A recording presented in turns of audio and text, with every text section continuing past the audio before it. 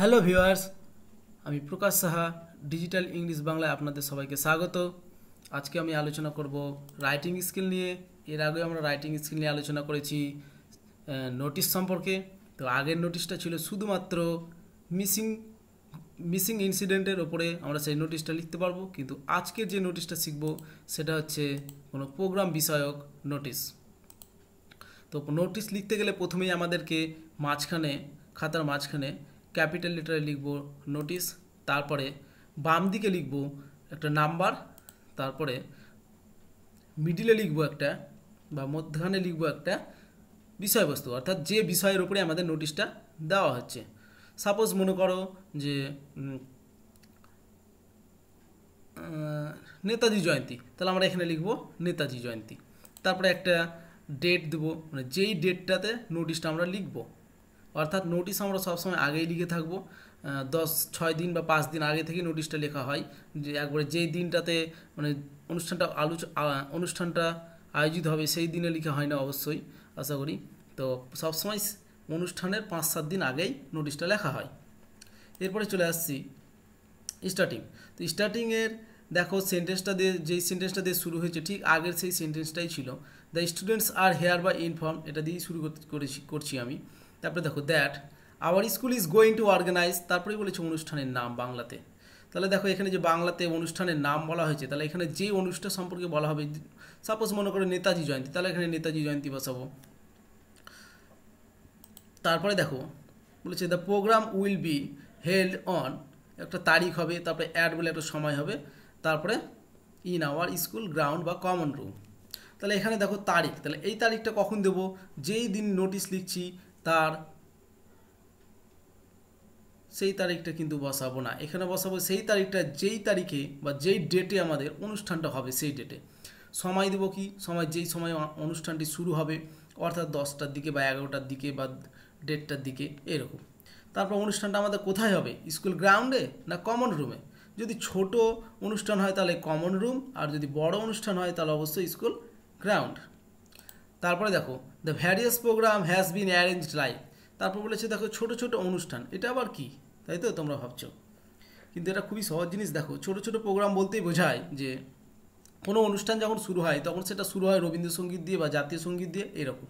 তো এখানে আমরা দেখো সেটা লিখতে পারি যে রবীন্দ্রসঙ্গীত, তারপরে এখানে দেব যে ড্রয়িং, মানে ড্রয়িং কম্পিটিশান, ডান্স, তারপরে মিউজিক, তারপরে যে ড্রামা, তারপরে রেসিটেশন, তারপরে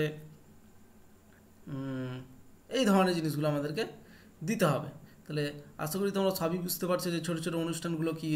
তাহলে ড্রামা, তারপরে রেসিটেশন, ড্রয়িং, তারপর হচ্ছে এদিকে সং, মিউজিক, ক্লাসিক মিউজিক, এই ধরনের অনুষ্ঠান। তারপরে দেখো তারপর হচ্ছে our school headmaster will present there, এই সেন্টেন্সটা আমরা সম্পূর্ণটাই একবারে এই সেন্টেন্সটাই বসিয়ে দেবো।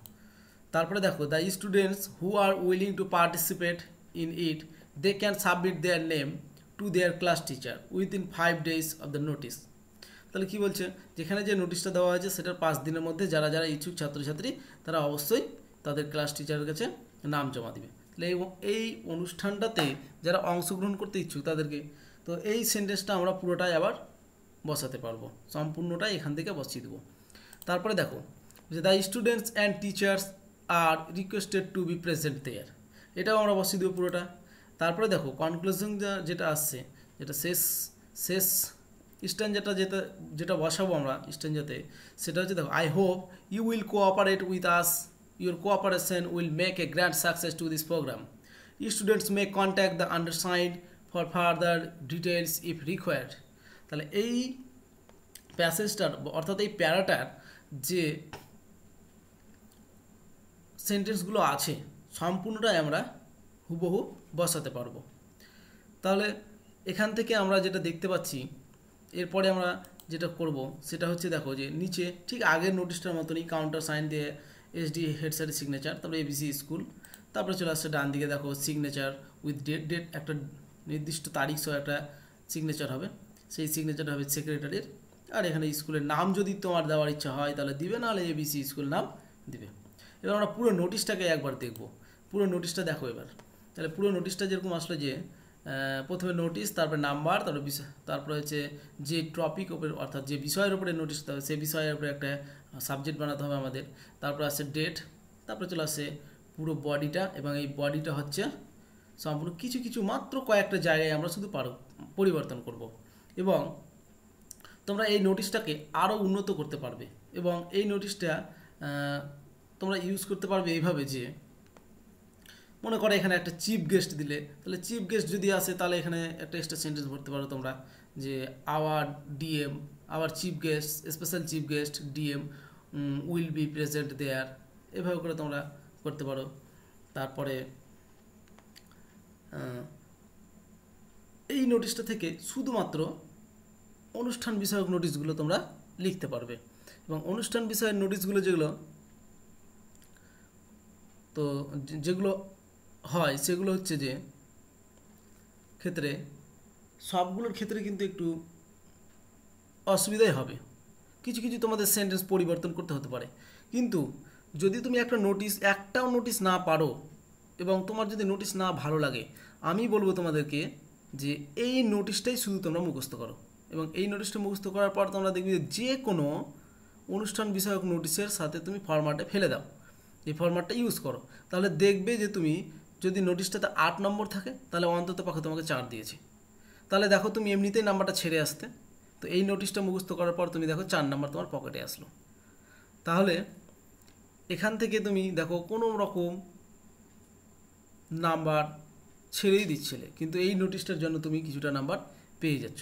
আবার কি যে এই নোটিশটাই ইউজ করে তুমি 6, 7, 8 নম্বরও পর্যন্ত পেয়ে যেতে পারো, 6, 7 নম্বর পর্যন্ত পেয়ে যেতে পারো। কীভাবে? তোমাকে একটু এখান থেকে সেন্টেন্স ইউজ করতে হবে, পাল্টাতে হতে পারে বা চেঞ্জ করতে হতে পারে, পরিবর্তন করতে হতে পারে, মানে বিষয় এর ওপর ডিপেন্ড করে সেই ক্ষেত্রে তোমাকে কিছু কিছু জায়গায় পরিবর্তন করতে পারে। কিন্তু এই ফরম্যাটের সাহায্যে তুমি এই আনুষ্ঠানিক বিষয় লিখলে গেলেই নাম্বার পাবে, এইটুকুটা আমি গ্যারান্টি দিতে পারছি। তো যদি তোমার এই ভিডিওটা তোমাদের বা আপনাদের এই ভিডিওটা একটুও কাজে লেগে থাকে এবং উপকারে লাগে, তাহলে অবশ্যই একটা লাইক করবে, আর আরও অন্যান্য শিক্ষা বিষয়ক ইংরেজি গ্রামার এবং রাইটিং বিষয়ক শিক্ষার জন্য অবশ্যই সাবস্ক্রাইব, লাইক, শেয়ার করবে, তাহলে আমি তোমাদেরকে আরও অন্যান্য ভিডিওগুলো দিতে পারবো। আমার চ্যানেলটিকে যদি একটু তোমার ভালো লেগে থাকে তাহলে অবশ্যই একটা লাইক অন্তত পক্ষে দিবেই।